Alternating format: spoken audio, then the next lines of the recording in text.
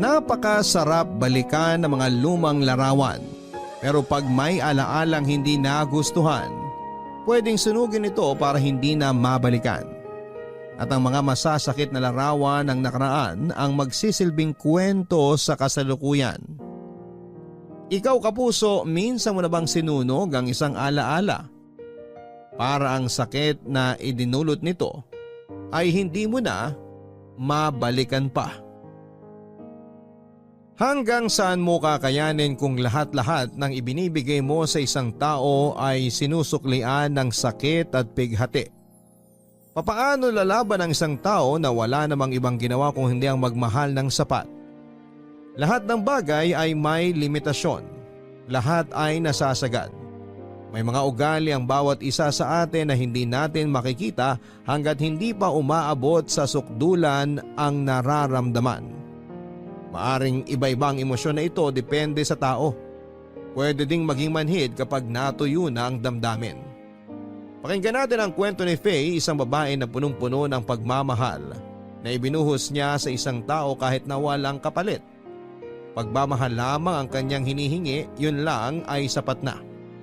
Alamin ang pinagdaanan ng isang tao na itinodo ang lahat para maipadama ang pagmamahal at kung paano naubos at nasagad ang kanyang pusong mapagbigay.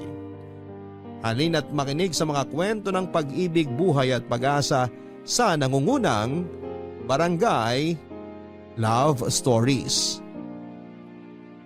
Dear Papa Dudut, matagal ko nang pinag-iisipan na magpadala ng email sa inyo pero ngayon lamang ako nakakuha ng lakas ng loob para balikan ang mga nangyari sa akin. Ilang taon na ang nakakalipas. Papa Dudut, tawagin niyo na lamang po ako sa pangalang Faye. Nag-decide ako na hindi sabihin ang tunay na pangalan ko at pati na rin ang mga taong kasama sa aking kwento dahil sa maraming kadahilanan at marahil ay sa kahihiyan na rin. 40 anyos na ako, single parent ako sa 2 kong anak na babae. Maliit pa lamang ang mga anak ko nang mawala ang dati kong asawa. Isa siyang bombero at lagi niyang inuuna ang iba bago ang sarili niya. Sa kasamaang palad, ang pag-uugali niyang yon ang pumatay sa kanya. Namatay siya ng dahil sa sunog. Dahil inuna niyang iligtas ang isang bata, madilim na bahagi po yon ng aking buhay na pilit kong kinakalimutan. Pag hindi ko ito ginawa ay hindi ko maitataguyod ang aking mga anak. Dinaan ko ang aking pagdadalamhati sa pagtatrabaho. Todo kayod ako para maibigay ang mga pangangailangan ng mga bata. Nagtrabaho ako sa isang restaurant sa May Manila. Nagsimula bilang service crew at bunga ng pagsisikap at sa awa na rin ng Diyos ay na-promote ako bilang manager matapos ang ilang taon. Wala naman ako naging problema sa trabaho. Pwera na nga lang sa isang kasamahan ko na si Lester. Security guard siya sa restaurant at noong bago pa lamang siya sa trabaho ay napansin ko na ang malagkit at kung minsan ay nakakapikon na tingin niya sa akin. Tinanong niya ako kung pwede niya akong ligawan at agad-agad akong tumanggi.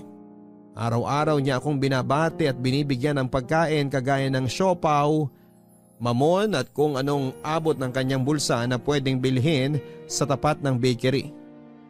Hindi naman umabot sa puntong nababastusan ako at kahit papaano ay na-appreciate ko yung mga ginagawa niya. Pero ayoko po talaga sa kanya. Yun nga lang, hindi niya ako tinantanan, Papa Dudut. At dahil sa kakulitan niya at pagiging showy niya sa feelings niya para sa akin ay naging tampulang kami ng tukso. At umabot ito sa puntong naiirita na ako sa lahat ng ginagawa niya dahil nga napapansin na kami ng aming mga katrabaho.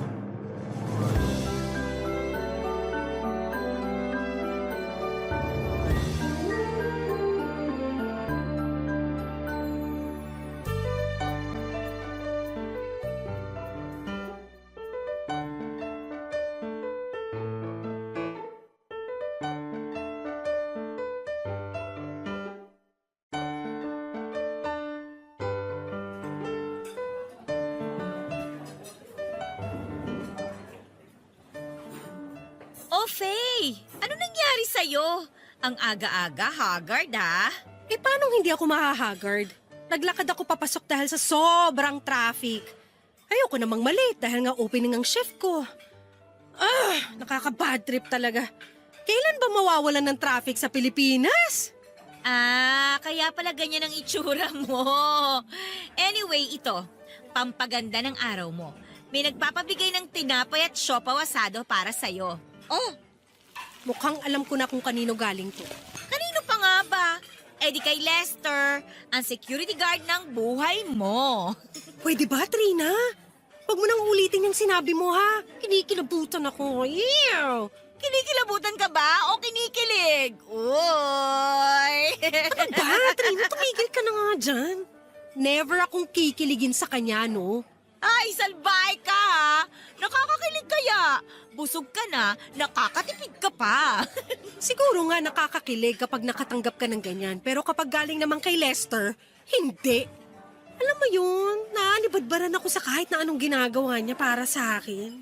Ay, grabe! Kung makapagsalita ka, parang ang dumi naman ang tingin mo sa tao. Hindi gaano, pero parang gano'n na nga.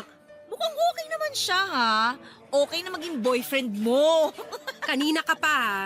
Hindi ko ma-imagine yung sarili ko na magiging boyfriend ko siya. Teka, baka ikaw trip mo siya. Kulit mo eh. Grabe ka naman dun sa tao.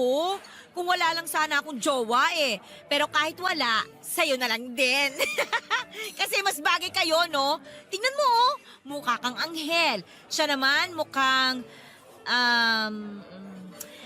basta may mukha. At isa pa, napaka-sweet niya sa'yo. Tingnan mo na. Itsura nga hindi mo mapaliwanag eh. Hindi ko naman sinabi na bigyan niya ako ng kung ano-ano pero ayaw niya pa rin tumigil. Tsaka ilang beses ko nang sinabi sa kanya na ayaw ko magpaligaw. Wala siya ni isa sa criteria na gusto ko sa isang lalaki. Wala siya nung 3 M's. Ha? 3 M's? Matangkad, maputi, mayaman. Wow naman! Ganda ka, te. Pero tingnan mo may tsura naman siya. Oo, itsurang engkanto. Mapanlait ka rin no? Sinabi ko lang kung ano yung nakikita ko. Pero hindi ako mababaw ha. Praktikal lang. May mga anak ako, Trina. Single parent ako. Nagigets mo ba yon? Oo na. Alam ko naman. Pero alam kong alam mo na masipag siya. Kitang-kita naman, di ba? Malay mo naman, yumaman siya bigla dahil sa kasipagan niya. Pwede ba, Trina? Kung nagigets mo ako, wag mo nang ibida sa akin si Lester. Hindi siya ang tipo ko. Tapos, napipiko na ako sa'yo eh. Sasamain ka na sa akin pag di ka tumigil. Ayan, ang pikon mo kasi kaya ang sarap mo lalong asarin.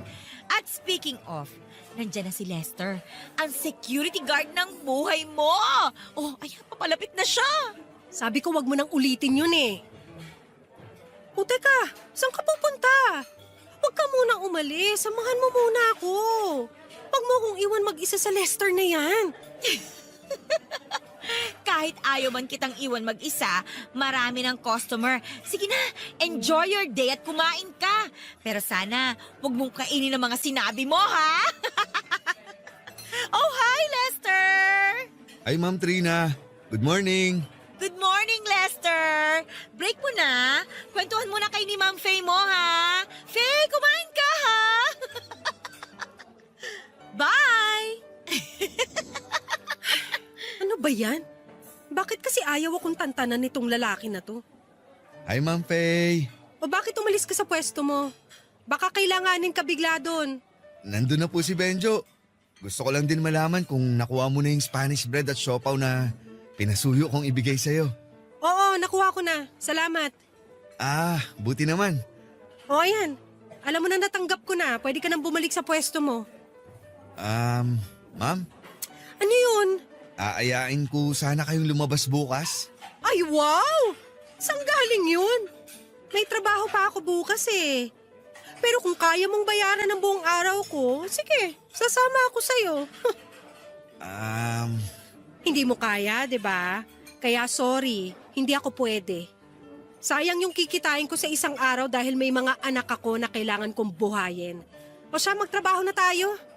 Babayaran ko po ang araw mo bukas, ma'am. Sigurado ka? Bakit? Alam mo ba ang sahod ko sa isang araw? Tinanong ko po yung kay Ma'am Trina. Sinabi po niya sa akin yung kanya. Pareho lang naman po kayo, di ba? Magkaiba kami ng sahod. Mas matagal na ako dito kaysa sa kanya. Dadagdagan ko po ng 2,000. Okay ka ba doon? Okay. Sige na. Bumalik ka na sa pwesto mo. Okay, sige. Bukas na lang po, ma'am. Maraming salamat po, Ma'am Faye. Hindi mo po pagsisisihan na pumayag kang lumabas tayo bukas. Okay.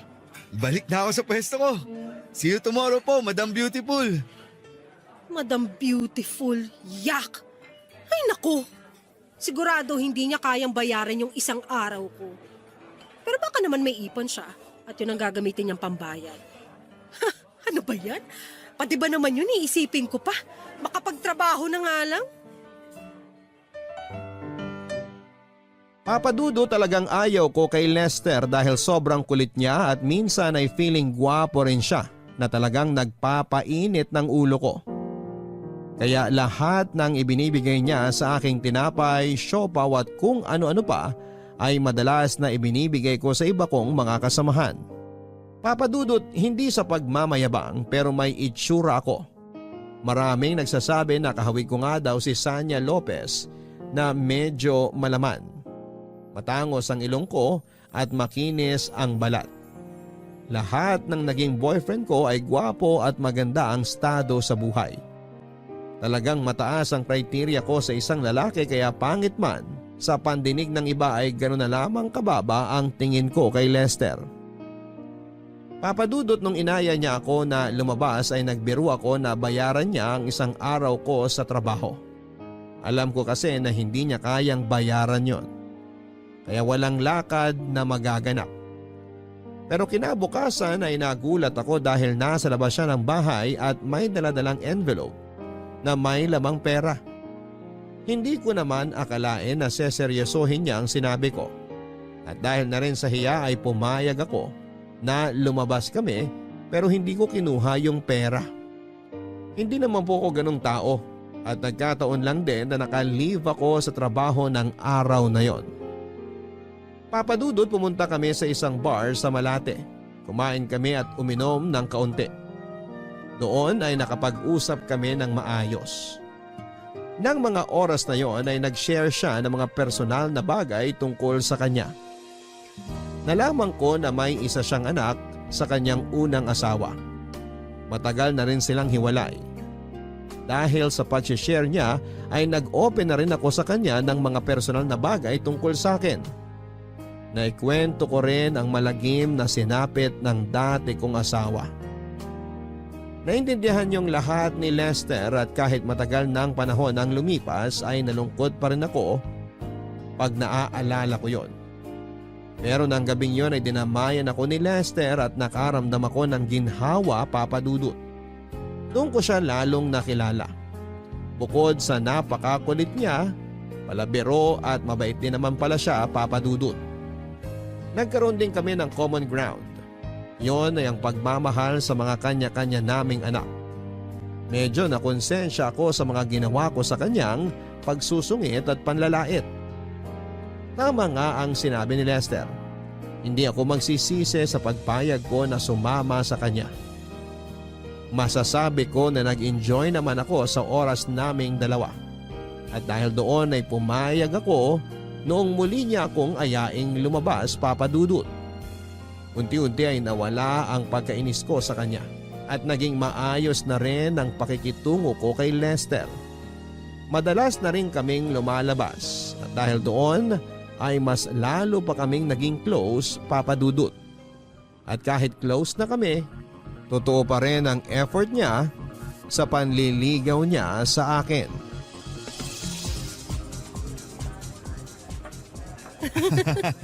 Palabiro ka talaga, no? Ang sakit na ng tiyan ko kakatawa dahil sa'yo. Gusto lang kita patawanin kasi nakakapawi ng pagod at stress pag nakikita kong happy ka. Nambola ka pa. At kahit hindi ako humingiti o tumatawa, maganda pa rin ako, no? Kaya hindi mo na ako kailangan lokohin dyan. Kaya gustong gusto kita eh. Kasi ang lakas din ng tiwala mo sa sarili mo. Ganun naman dapat, di ba? Ako na nga lang mag-isa sa buhay. Hindi ko pa ba mamahalin ang sarili ko? Kaya nga nandito ako eh. Nakahanap ka na naman ng banat, ha? Hindi naman banat yun. Seryoso yun. Alam mo, maganda ka talaga. Mabait, matalino. Yun nga lang, masungit. Hindi ako masungit. Nagsusungit lang naman ako sa mga taong hindi ko gusto. Kaya pala ang sungit mo sa akin. Pero hindi na ngayon, di ba? Dati, oo. Dati? Ibig sabihin, ngayon gusto mo na ako. Oh, teka, nainis ba kita? Bakit natahimik ka? May naaalala kasi ako eh. Anong naalala mo? Naalala ko na iritang-irita ako sa'yo noon. Halata naman. Pero si Q yata to. Hindi ako pwedeng panghinaan ng loob. Ang tiyaga mo rin sa akin, no? Kahit ilang beses kitang sinungitan at itinaboy, hindi mo ako sinukuan. Ganun naman talaga kapag mahalaga sa'yo yung isang tao, di ba? Hindi ka kaagad na susuko. Tignan mo, hindi ako sumuko. Ngayon, nakakasama na kitang lumabas. Salamat, Faye, ha?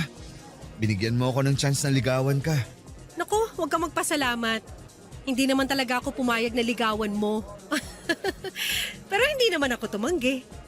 Dahil sa mga paglabas-labas natin, mas nakilala kita.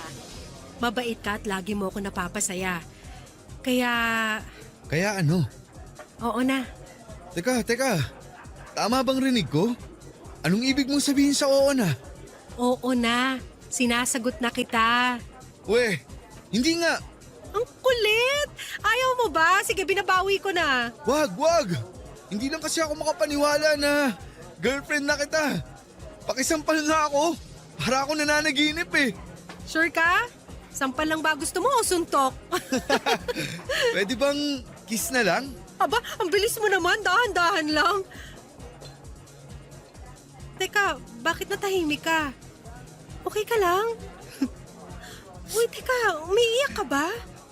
Ang saya-saya ko talaga na tayo na, Faye. Kung alam mo lang, araw-araw kong pinagdarasal ang araw na to. Hindi ako makapaniwala. Parang nananaginip lang ako.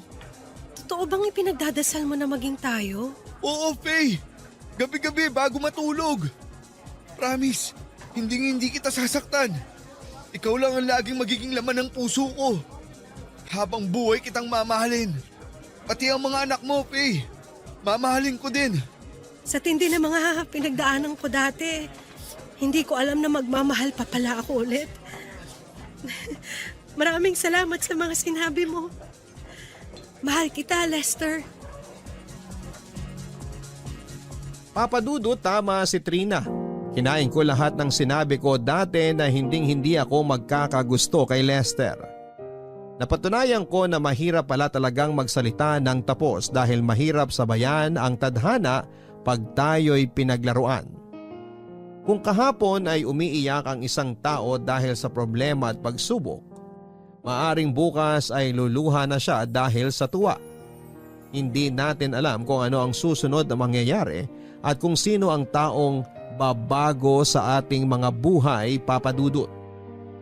Pinili namin ni Lester na itago muna ang relasyon naming dalawa dahil ayaw naman namin na mapag-usapan sa trabaho. Ayoko sa mga marites sa opisina at para manatiling professional pa din ang aming turingan. Bukod sa aking mga anak ay masasabi kong si Lester ang dahilan para gumising ako sa umaga na may ngiti sa mga labi ko. Masasabi ko na umaapaw ang aming kaligayahan. Araw-araw kong nararamdaman ang pagmamahal ni Lester at dahil dito hindi namin napansin na ang unang linggo namin bilang magkasintahan ay tumagal na ng buwan. At ang buwan ay naging taon. Ganon yata talaga pag tunay kang nagmamahal. Ang bilis ng panahon. Dumating din ang araw na pinakilala ko si Lester sa aking mga anak. At dahil meron ngang anak si Lester ay mabilis niyang nakapalagaya ng loob ang mga ito. Naging magkasundo sila at dahil dito ay sinubukan namin ni Lester na buksan ang susunod na kabanata ng aming buhay. Yon ay ang tumira na sa iisang bubong. Ang makitang masaya si Lester kasama ang aking mga anak ay isa sa mga bagay na hindi ko ipagpapalit. Wala nang paglalagyan ng kaligayahan ng aking puso. Papadudot ng mga unang linggo ay naging masaya ang pagsasama namin ni Lester sa iisang bahay. Nakita ko ang pagiging responsable niya. Nag-resign siya sa pagiging security guard at nirefer ko siya sa kaibigan kong engineer para gawing foreman sa isang construction site kung saan ay mas maganda ang pasahod. Okay naman siya. Pero sabi nga nila hindi mo lubusang makikilala ang isang tao kapag hindi mo pa nakakasama ito sa iisang bubong. Ilang buwan ang lumipas at may nalaman ako sa pag-uugali niya. Unti-unting lumalabas ang pagiging seloso at possessive niya. Nung una ay okay lang ito at parang natutuwa pa nga ako dahil nararamdaman ko na mahal niya ako. Pero habang tumatagal ay nasasakal na ako sa ugali niya. Ayaw niya na nagsusuot ako ng mga masisikip na damit. Ayaw niyang nakikipag-usap ako sa ibang lalaki kahit mga barkada ko pa ito noong college. At pagkasama ang ibang kaibigan ko kahit babae pa ito ay sobra-sobra siya kung magalit. Para bang gusto niya akong ikulong. Para bang ang buhay ko ay dapat ay bahay-trabaho lamang. Pinilit ko itong intindihin, Papa Dudut. Pinilit kong alamin kung saan siya nanggagaling. Minsay hindi ko maintindihan pero dahil mahal naman namin ang isa't isa, alam kong malalampasan namin ang kapirasong pagsubok na ito. Isang Biyernes ng gabi ay nagset ng lakad ang mga kaibigan ko. Sumama ako sa kanila lalo na't despedida ng isa dahil mag-iibang bansa na. Nagpaalam naman ako kay Lester at alam kong hindi niya yon nagustuhan. Pero wala din siyang nagawa dahil may duty pa siya sa trabaho noon. Kasama ko din naman noong gabing yon si Trina. Yung dati naming kasamahan sa trabaho. At gaya ng dati ay ibiniling ko ang mga anak ko sa kapitbahay habang wala pa kami ni Lester sa bahay. Kumbaga ay naisa sa ayos ko naman ang lahat bago ako umalis. Kaya sigurado akong maiintindihan ito ni Lester, Papa Dudut. Sir, dyan lang ako sa tabi ng poste.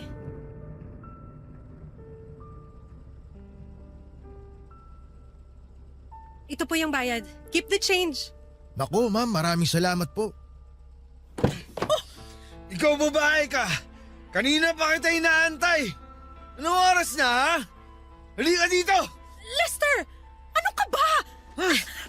Hoy, bakit mo siya hinihila? Nasasaktan ako! Dami mong sinasabi!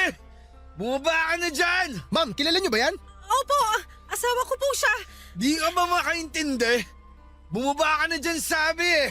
Aray! Wag mo nga akong kalat ka rin. Ano ba? Nakakaya sa mga tao. Saan ka galing? Gabing-gabi na! Siguro hindi si Trina ang kasama mo. May kasama kang ibang lalaki, no? Wala! Ano ka ba? Si Trina lang ang kasama ko. Tumigil ka na nga. Nakakaya sa mga kapitbahay natin. Hindi ako naniniwala sa'yo. May iba kang kasamang lalaki. Anong ginawa nyo? Nag-check-in ba kayo kaya ginabi ka ng uwi?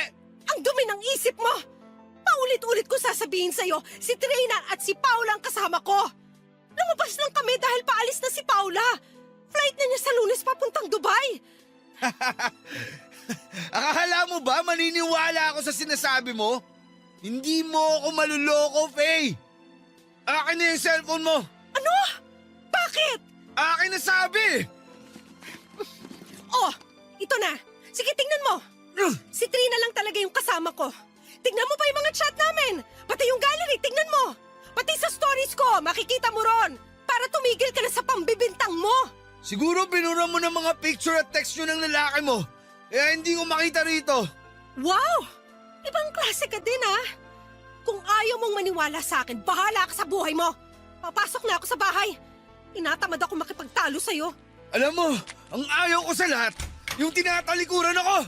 Ito ang bagay sa malanding babae na katulad mo! Aray ko! Bakit mo ko pa? Aray! Kulang ang sampalat sa bunot sa'yo!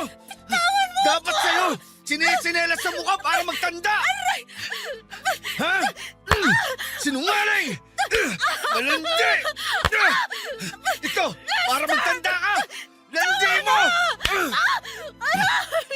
Pag mo ako sampalin ng tsinelas mo, nasasaktan na ako! Ako ang magsasabi kung kailan ako hihinto! Halika! Halika rito! Saan mo ako dadalhin? Aray! Aray, huwag mo akong atakin. Please, ano ba? Dalian mo! Doon tayo sa sofa! Maawa ka! Huwag mo na ako saktan! Tama na! Sige! Dumapa ka dyan!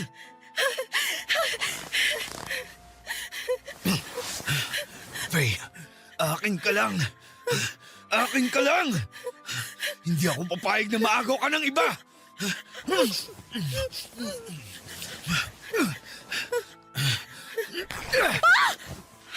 Lester, anong ginagawa mo? Manahimik ka! Huwag ka ng maraming tanong! Lester.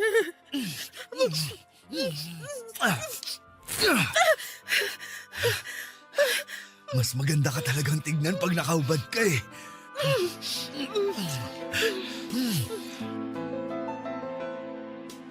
Papadudot, hindi ko maintindihan ang galit ni Lester. Doon niya ako unang sinaktan ng pisikal at takang-taka ako kung bakit gano'n na lamang ang pangbibintang niya sa akin na may kasama daw akong ibang lalaki. Paulit-ulit ko namang sinasabi sa kanya na mahal ko siya at hindi ko siya kayang lokohin. Hindi ako ganong babae. Nagulat din ako sa mga inasal niya ng gabing yon na matapos niya akong sampal-sampalin ay bigla akong roromansahin. Napalive pa ako sa trabaho para pag-isipan ang mga nangyari at pahupain na rin ang marka ng sampal sa akin ni Lester. Papadudot, aaminin ko na hindi lang yon ang unang beses na nasaktan ako ni Lester. Nakikita pa ng mga anak ko ang pananakit niya sa akin kaya unti-unting lumalayo ang loob nila sa Tito Lester nila. Natatakot sila dito. May mga panahon din, papadudot, na kahit walang dahilan ay sinasaktan niya ako. At pagkatapos niya akong saktan, ang kasunod noon ay ang pakikipagsiping niya sa akin. Ilang beses itong nangyayari at nagpa siya akong paalisin muna siya sa amin para makapag-isip-isip. Sa kasamaang palad ay lagi niya akong binabantaan na magpapakamatay siya kapag hihiwalayan ko siya. At dahil sa pagmamahal, umasa ako na babalik yung nakilala kong Lester, yung taong nangako na hindi ako sasaktan. Papadudot, alam ni Trina ang ginagawa sa akin ni Lester. Lagi niyang sinasabi sa akin na masyado akong nabulag sa pagmamahal ko sa kanya. At isipin ko naman daw ang sarili ko at hiwalayan ko na siya, papadudot. Pero kahit ano pa ang payo nila, ay hindi ko ito magawang sundin.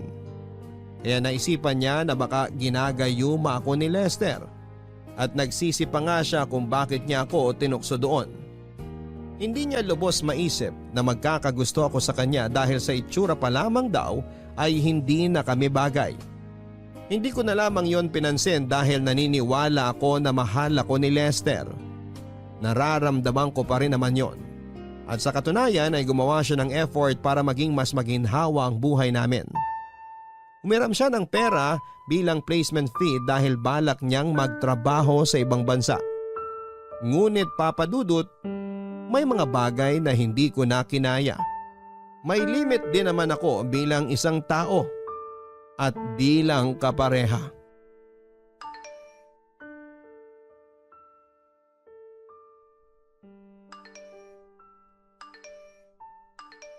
Oh, naiwan ni Lester tong phone niya. Parang sunod-sunod ang nagme-message ah.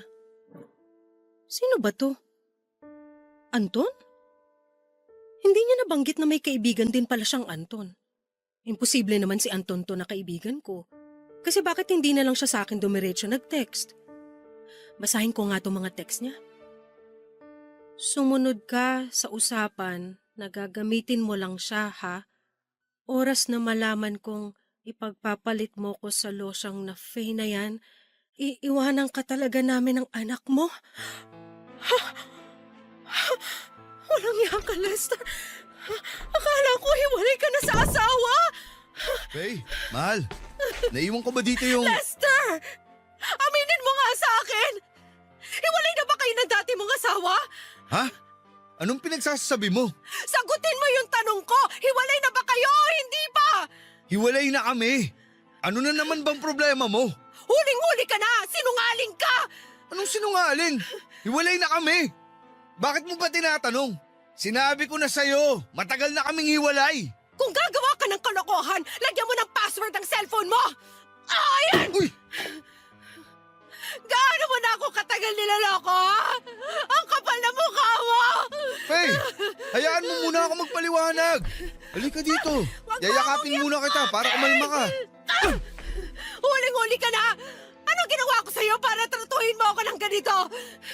Binigay ko sa'yo lahat! Minahal kita ng sobra-sobra, pero lolokohin mo lang ako! Ginagamit mo lang ako, Lester! Faye, hayaan mo muna ako magpaliwanag. Mali ang iniisip mo. Nasabi niya lang yun kasi nanghihingi siya ng pera para sa anak namin. Huwag mo nga akong gawing tanga! Kaya pala minsan, para usal lang ang tingin mo sa akin. At kung hingan mo ko ng pera, akala mo may patago ka? Tapos na tayo! Ilalabas ko na lahat ng gamit mo. Kahit kailan, hindi ka na makakaapak dito sa pamamahay ko! Hindi!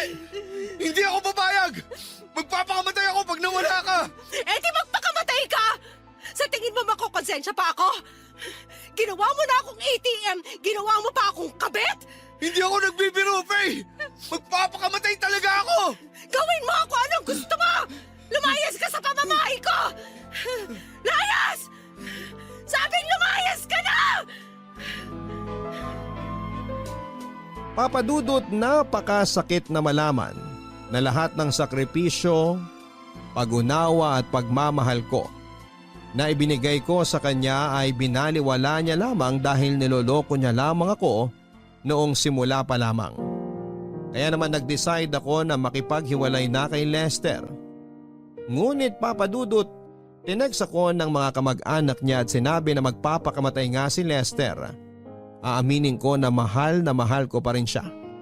Ayokong mawala siya kaya kung totoo man o hindi ang sinasabi nila, ay pumayag ako na makipagbalikan sa kanya. Muli po ay kinain ko na naman ang mga sinabi ko. Pero marami nang nag-iba sa aming pagsasama. Sobrang laki ng pagbabago ni Lester. Hanggang sa nalaman ko, papadudot, na hindi pala niya talaga hinihiwalayan ang dati niyang asawa at may bagong babae na naman siyang kinakalokohan. Ang pinakamasakit sa lahat ay nabuntis niya ito. Sabi lang ito ni Trina dahil nakita daw niya sa isang post sa social media kung saan ay nakatag si Lester. Talagang nagawa pa nilang i-post yun. At ang hinala ko ay hindi na naman ito napansin ni Lester. Kinumpronta ko siya noon pero itinanggi niya. At parang sanay din ang puso ko na masaktan dahil ang sabi ko sa kanya ay aminin na lamang niya at magbago na siya. Kakalimutan at tatanggapin ko siya ulit ng buong buo. Wala eh. Bulag na bulag ako noon, papadudot. Pero napakalaking sinungaling ni Lester. Hanggang sa huli kahit may nakapagsabi at nakapagpatunay sa akin ng ginagawa niya ay hindi pa rin po siya umamin. Papadudot, nagmahal lang naman po ako. Pero hindi ako ganon katanga. Tuluyan ko din naman pong iniwan si Lester. Hindi madali ang mag-move on pero alam na alam niya ng mga taong sumusulat sa iyo at naranasan kung ano ang naranasan nila.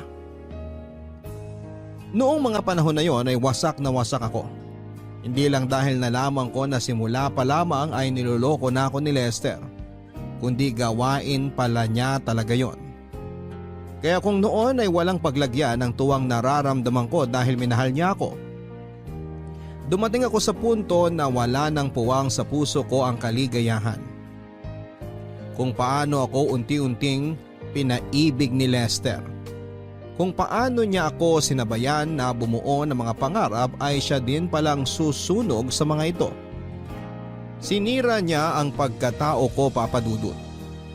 Dumating ang panahon na lahat ng bagay ay napabayaan ko na. Sarili ko, kalusugan ko, trabaho ko, pati na ang mga anak ko. Alam ko na maling-mali yun at hindi ko na dedepensahan. Ang lungkot sa puso ko ay wala ng paglagyan. Para akong salamin na binasag ng pinong-pino at wala ng pagkakataon pang mabuong muli. Awang-awa ako sa sarili ko, Papa Dudut, at dahil sa tindi ng emosyon na naramdaman ko ay hindi ko na napansin ang mga tao sa paligid ko. Puro yung mga nawala lang ang nakikita ko. Kaya hindi ko napansin kung ano pa yung meron ako. Hindi ko napansin ang pinakamahalaga sa buhay ko. Buksan mo tong pinto! Lumabas ka na dyan! Kumain ka naman na! Please, Ma! Hindi ako nagugutom. Ilang araw ka nang hindi kumakain. Baka mapano ka na niyan. Ma! Buksan mo na to! Hayaan mo na ako. Huwag mo na akong kulitin. Ma, please! Kahit konti lang! Kumain ka! Ayoko ngang kumain. Umalis ka na.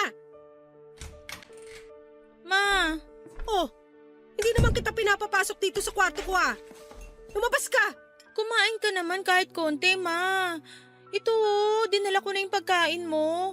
Sumubo ka kahit konti. Ilalapag ko na dito sa mesa. Ay! Ma! Bakit mo naman tinapon yung pagkain mo? Di ba sinabi ko na sa'yo na ayaw kong kumain? Bakit pa ang kulit-kulit mo? Labas! Lumabas ka sa kwarto ko! Ma, tama na. Huwag mo nang pahirapan sarili mo. Nag-aalala na ako. Nag-aalala na kaming mga anak mo sa'yo. Ma! Ako, Ben! Bitawan mo ako! Ma! Huwag mo namang pahirapan ang sarili mo dahil sa walang kwentang lalaki na yon. Hindi mo alam kung ano yung nararamdaman ko. Hindi mo maiintindihan. Walang makakaintindi. Siguro nga hindi ko alam kung anong nararamdaman mo. Pero Ma, sa mga nangyayari sa'yo ngayon, hindi lang naman ikaw ang nasasaktan. Nasasaktan na rin kaming mga anak mo. Ang sakit makita na yung nanay namin nagkakaganyan.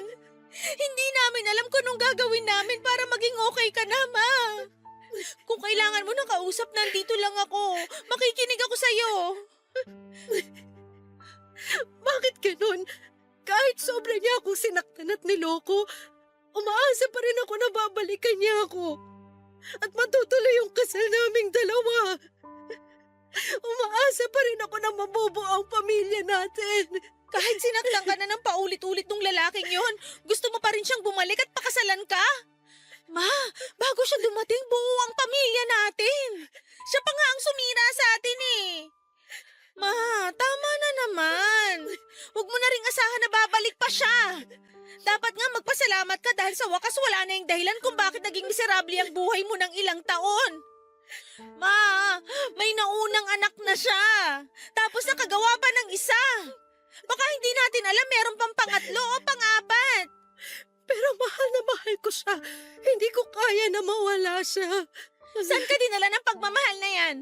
Oo nga, mahal mo siya, pero siya, mahal ka ba niya? Ako, Ma, mahal mo ba ako? Kami, mahal na mahal ka namin ng kapatid ko. Ma, tama na yung kahibangan mo sa lalaki na yon. Anak, mahal na mahal kita. Pero naniniwala pa rin ako na maayos namin to ni Tito Lester mo. Magbabago pa siya. Hanggang kailan ka aasa na magbabago siya? Ilang beses ka dapat masaktan para ma-realize mo na hindi siya karapat-dapat sa pagmamahal na binibigay mo sa kanya. Gumising ka na, Ma. Maawa ka naman sa sarili mo. Yung taong nangako sa'yo na mamahalin ka habang buhay, wala na siya. Matagal na siyang wala, kaya mag-move on ka na. Hindi ganun kadaling kalimutan ng isang tao na nagparamdam sa'yo kung paano magmahal ulit. Kung kaya ko lang iwan siya, matagal ko na ginawa pero hindi! Hindi! Hindi ko talaga kaya! Ma, lahat ng nangyayari sa atin may dahilan. Kung may mawala sa atin, dahil yun ang makakabuti para sa atin. At ma, nandito kaming mga anak mo. Ang pagmamahal namin, sa'yo lang namin binibigay. Ibubuhos ko lahat para sa'yo at sa kapatid ko. Ma, kung kailangan kong tumigil sa pag-aaral, gagawin ko. Kung hindi ka pa talaga makakapagtrabaho, ako na muna. Anak! Ma, kung umaasa ka sa kanya, meron ding umaasa sa'yo. Kami yun ang kapatid ko. Pero dahil nandiyan ka sa sitwasyon na yan, iniintindi ko. Nanay kita, ramdam ko ang sakit kahit sabihin mong hindi ko naiintindihan. Walang dapat intindihin dahil kitang-kita ko ang nangyayari sa nanay ko. Tinuruan mo kami kung paano magmahal, kaya siguro ganito ako sa'yo ngayon. Mahal na mahal ka namin, Ma. 3 lang tayo sa buhay bago siya dumating at kinaya natin. Huwag nating hayaan na tayong 3 ang masira. Chloe, hindi ko alam kung paano magsimula. Kailangan natin magsimula kahit paunti-unti ang usad. Simulan mo sa paglabas ng kwarto at sa kumain ng hinanda ko para sa'yo. Anak, salamat.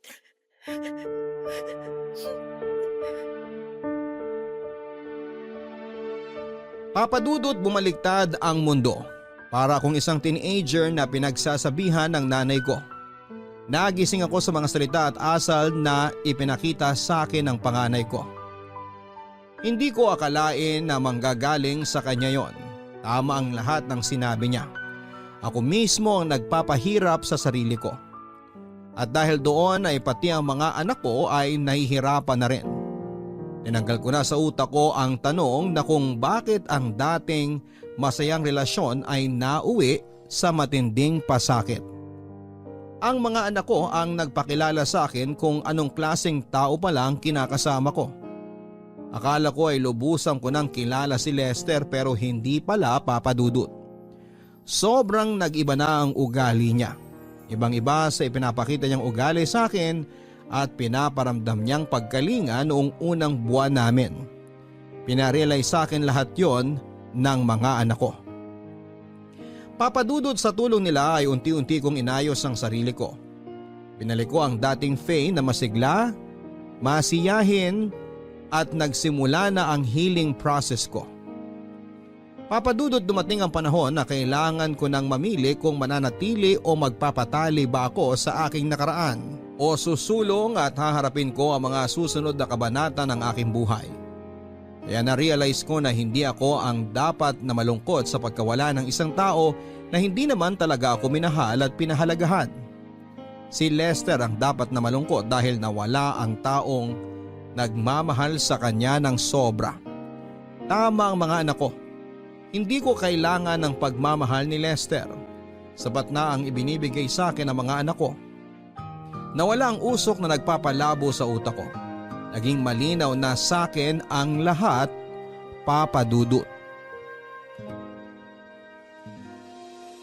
Papadudot lumipas ang ilang buwan at naging normal na ang takbo ng aming buhay. Nakakapasok na akong muli sa trabaho at sabi ko nga kanina, para akong salamin na durog na durog.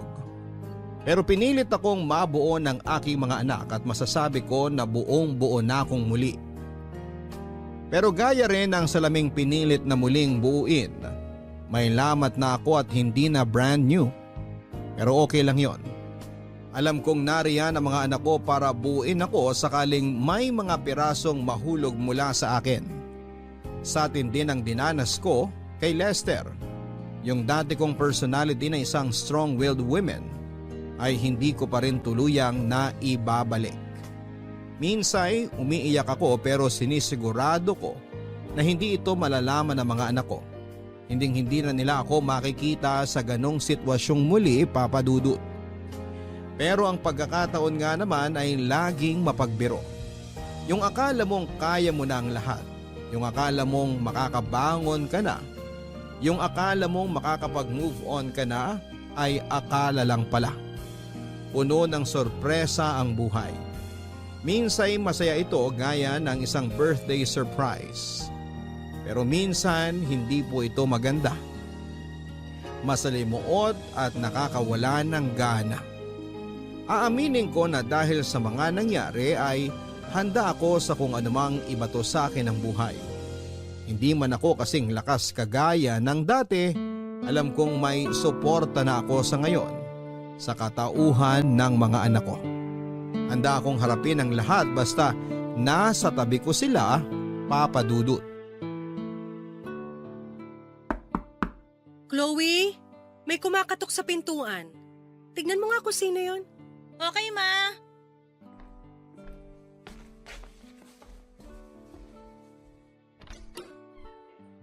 Anong ginagawa mo rito? Ang kapal naman ng mukha mong pumunta dito sa bahay?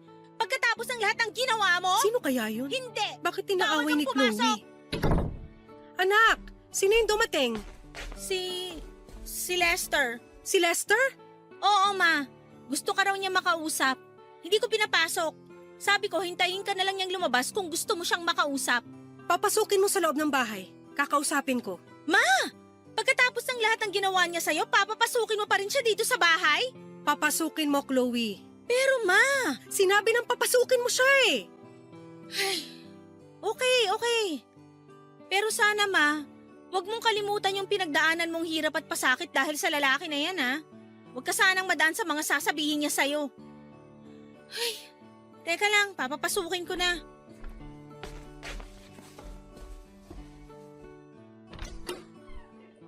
Pumasok ka na daw. Salamat, Chloe. Huwag ka magpasalamat sa akin.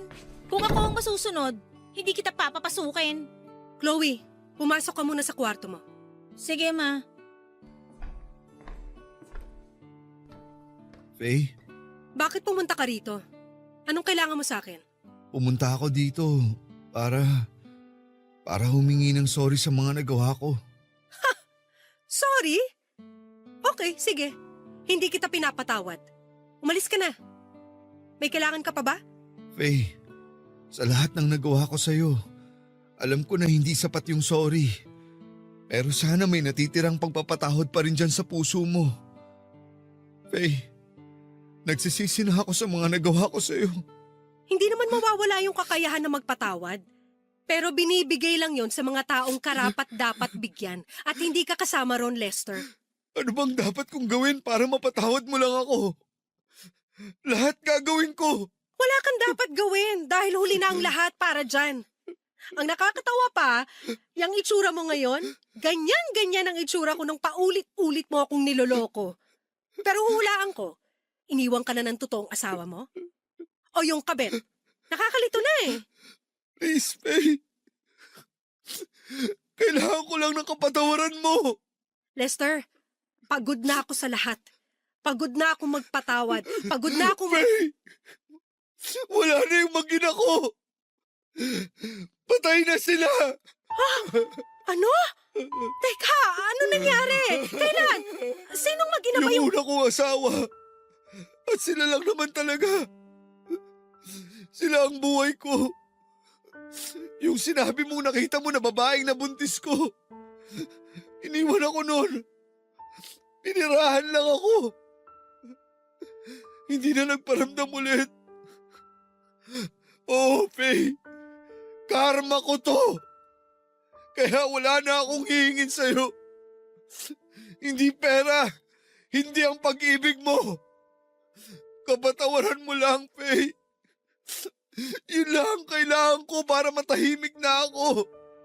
Lester, hindi ko alam kung anong sasabihin ko. Faye, pumasok ako nung araw na yun sa trabaho.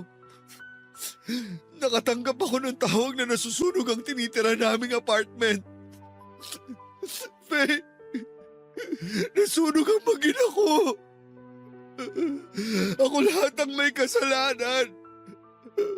Pero hindi nila deserve yun. Lalo na yung anak ko. Matanda lang ng ilang taon si Chloe sa kanya. Lori! Lori, anak ko. Tahan na, Lester. Walang-wala na ako, Faye. Wala akong trabaho. Wala akong bahay. Wala na ang mag-ina ko. Lester.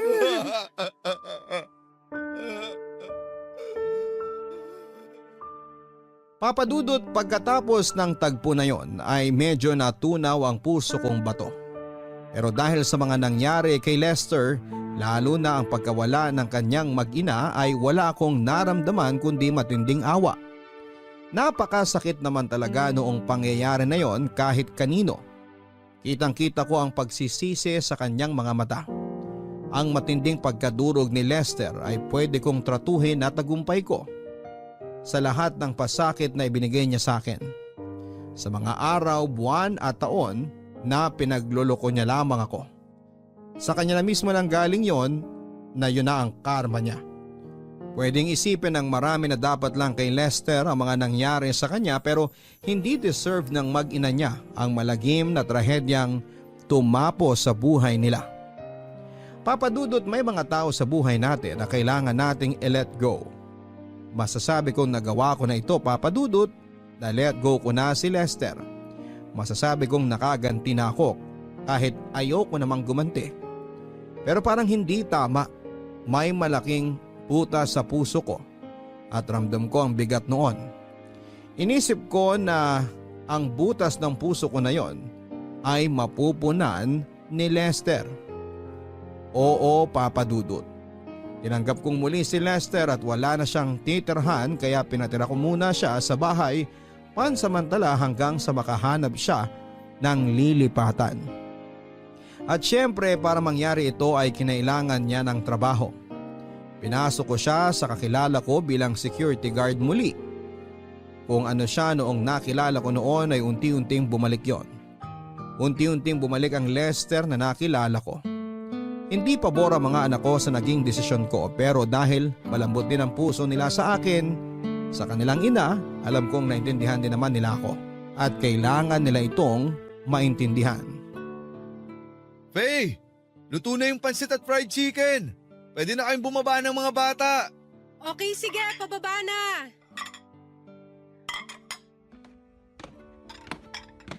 Wow! Ikaw na yung may birthday. Ikaw pa nagluto.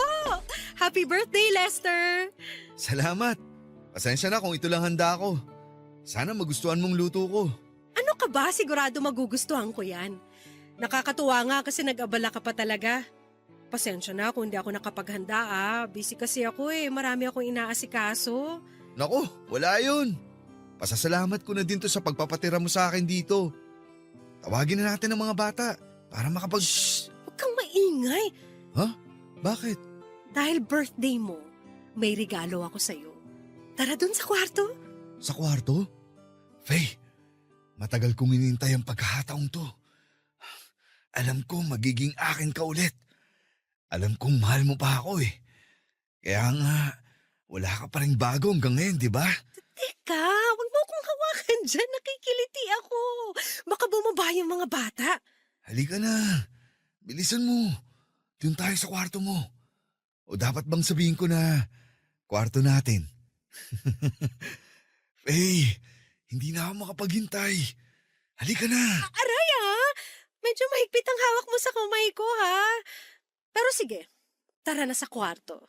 Yan. Yan ang gusto ko sa'yo. Bilisan mo, akit dun sa kwarto.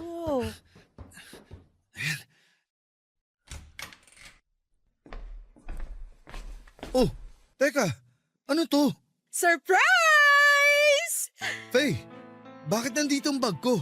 Inimpake ko na kasi mga damit mo at lahat ng gamit mo. Konti lang naman, kaya kasya na sa bag mo. Anong ibig sabihin nito? Ibig sabihin yan, makakaalis ka na sa pamamahay ko. Teka, Faye. Bakit? Anong nagawa ko? Wala na akong ginagawang masama. Bakit mo ako pinapalayas? Walang yak talaga. Napakasinungaling mo pa rin. Hindi na ako yung tangang Faye na mabibilog mo. Naalala mo naman siguro yung nasunog mong mag-ina, no? Ha? Oo naman. Di ko sila malilimutan. Ano bang... Yung nasunog mong mag-ina, hinahanap ka sa dating restaurant na pinagtrabahuhan natin. Sandali, paano nangyari yun eh? Tumigil ka na! Anong klaseng tao ka? Ay, teka! Hindi ka tao! Demonyo ka! Biruin mo, pinalabas mong namatay ang mag-ina mo sa sunog? Bakit yun ang naisip mong idahilan sa akin? Para kaawa-awa ang dating mo? Ang galing mo! Sinunog mo sila sa kwento mo dahil alam mong maaalala ko yung nangyari sa asawa ko dati? Faye, magpapaliwanag ako. Tapos na ako dyan! Wala na ako natitirang kahit na ano para sa'yo. Alam ko na ngayon kung sino ka talaga. Yan ang tunay na ikaw. Yung mga pinakita mo noon, yun ang maskara mo para makagawa ng mga kademonyohan sa ibang tao. Ah, ganun ba? Eh di kung alam mo na pala lahat at tingin mo sa akin demonyo, eh di susunugin ko na lang kayo dito ng mga anak mo. Tototohanin ko na ngayon. Susunugin ko kayo para magsama-sama na kayo ng asawa mo. Lester, wag ka nang kung ano-ano pang sinasabi. Naririnig mo ba yon? Mga pulis yun, Lester. Tinawagan na sila ni Chloe kanina pa. Dahil alam kong pwede mo kaming saktan ng mga anak ko. Faye, nasabi ko lang naman yun kasi nabigla ako. Kasalanan talaga ng babaeng yun kung bakit ko sila iniwan eh. Walang kwentang tao kasi yun. Makapal talaga ang mukha ng hayop na yun. Faye! Hahayaan na sana kita makatakas eh, kaya lang pinagbantaan mo pa ang buhay namin ng mga anak ko. Makakasuhan patuloy kita. Kung ako sa'yo, kunin mo na yung bag mo at tumakas ka na. Faye naman! Nakikiusap ako! Faye! Happy birthday, Lester! Papadudot, buti na lang at mabait at accommodating ang mga pulis na nakipagtulungan sa amin ni Chloe. Dumating sila ng gabing yon. Inasahan ko na talagang mananakit si Lester pero hindi ko inasahan na pagbabantaan niya ang buhay namin ng mga anak ko at susunugin ang bahay namin.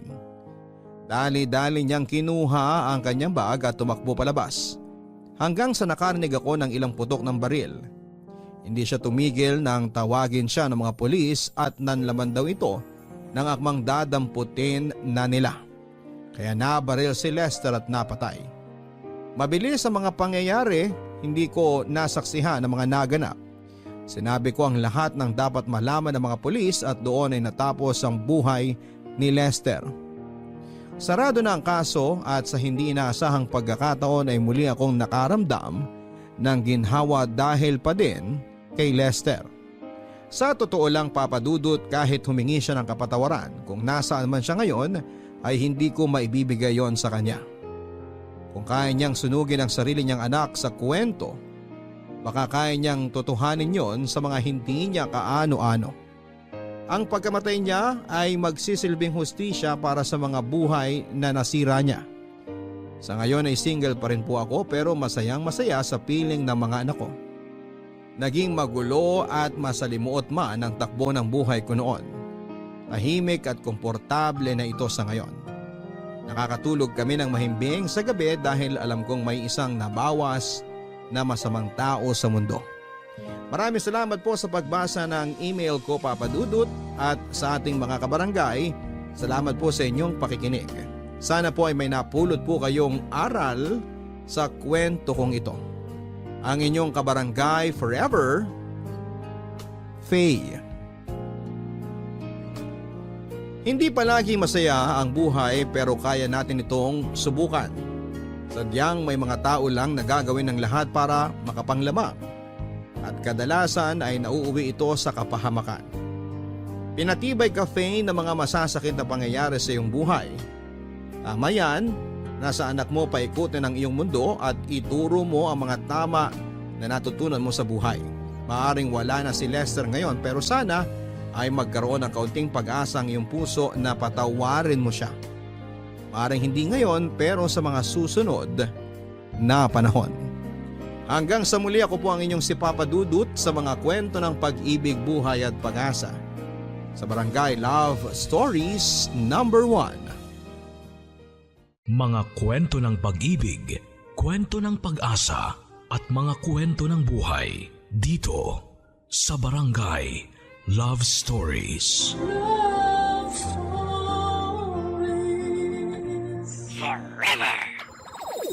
Nagustuhan ng iyong napakinggan? Ituloy yan via live stream sa www.gmanetwork.com/radio.